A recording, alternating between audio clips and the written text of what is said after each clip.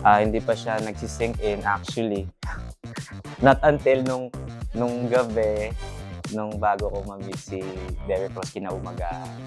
Dun lang nag-sink in kaya di ako nakatulog aga.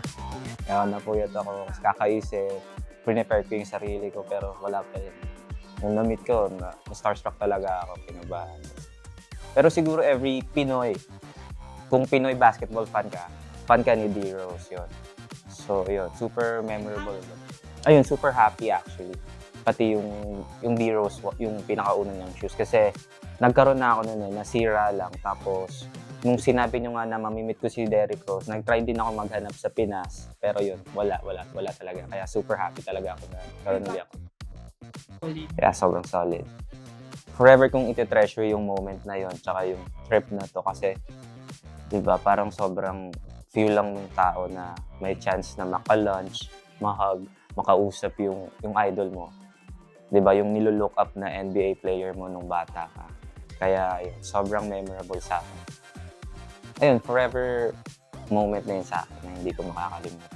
Very fun lang yung vibes natin para lang tayong magbabarkada. Kaya hindi ko na feel na malayo ako at home. Yun yung pinaka-okay sa akin kasi para lang kasama ko rin yung family ko na nagbabanding lang around the city, around the state. Yeah, the bar run. Yeah, and also the KTV, yeah. Medyo mahilig talaga kumanta.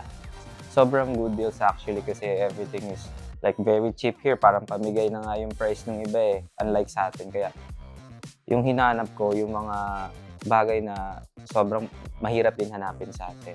Yun. First of all, I want to thank si Sue for this chance na binigay sa akin. Sobrang thank you, sir, and also Arena Plus kasi parang this is once in a lifetime chance for a Pinoy basketball fan na ma-meet yung ultimate idol nila. Kaya sobrang thankful.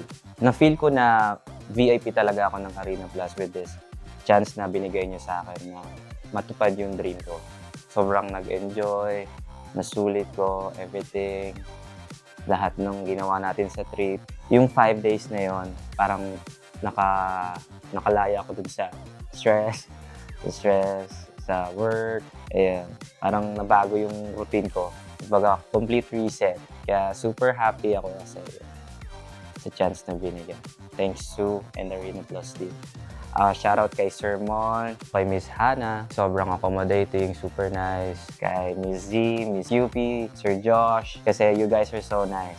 Nag-gain ako ng new friends, tsaka magandang experience. Thank you, Arena Plus.